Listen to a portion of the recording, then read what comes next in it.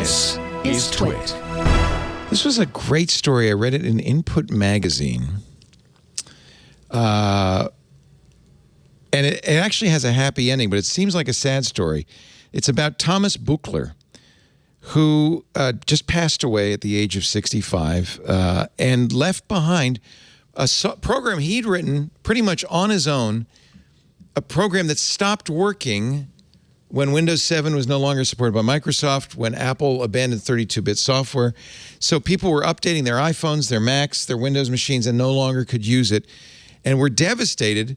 But they found out that this program, TropeTrainer, was not from a company, but from one guy, a labor of love. And when he passed away, suddenly in July, at the age of 65, the code disappeared, and no one knew how to update it. I'm going to play it a little bit for you. In order to understand what it does, when you're, and I'm not Jewish, but I know many friends who got bat mitzvahed or bar mitzvahed, you will sing from the Torah, right? You'll learn to chant. And of course, that's a big part of your getting ready for your bar mitzvah is learning these chants. Apparently, it can be very complicated because over time, it's a sing-song thing, and different traditions have different pronunciations. So there's an Ashkenazi and a Sephardic tradition, and there's different ways of singing it. But it's something you have to learn.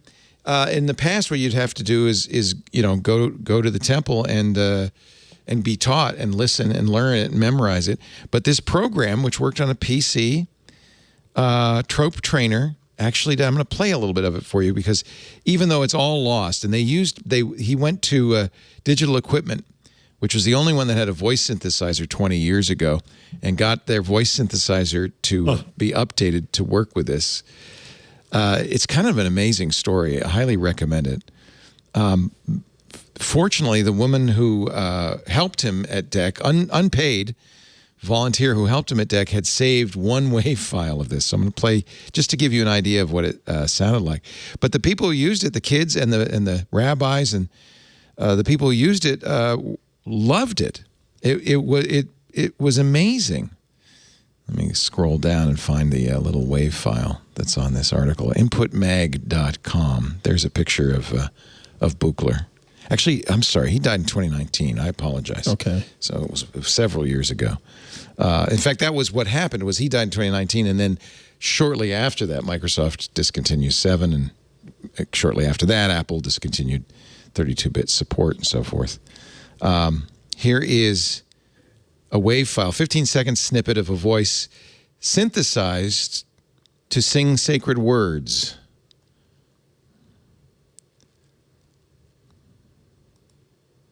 Oh,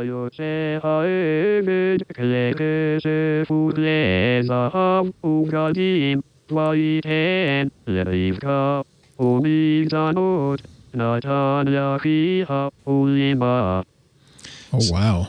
So kids would, listen to that, memorize it. Pretty amazing story. Highly recommended. But the thing I loved about this, I read this story, and then I saw Andy Bio of Waxy Links and his tweet. He figured out, actually, a guy named Jess5199 figured out how to do it. Everybody thought this is it. It's lost forever. The source code, they went to Buchler's husband and said, do you have the computer he wrote it on? He said, no, I gave that away to charity. The source code was long gone.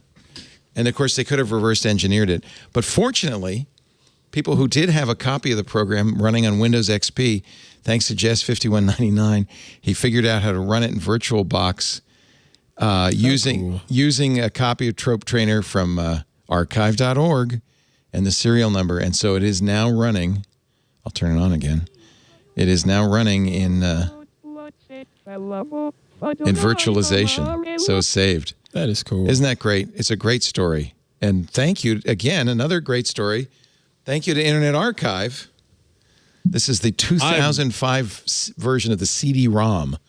Internet Archive just surprises me constantly. I'm doing research, and I look at these Hathi Trust and my academic things, and my last resort is, well, I wonder if Internet Archive has it, and it's amazing all that it has. Everything is there. Old magazines and publications. Yeah. And I would have to think Buchler would be very relieved to know that this is his life's work. He spent 20 years on it, that it's still can be used. Really neat story. I thought I'd Can you imagine it. what Google Voice could do with that? Oh, it'd be so much better now.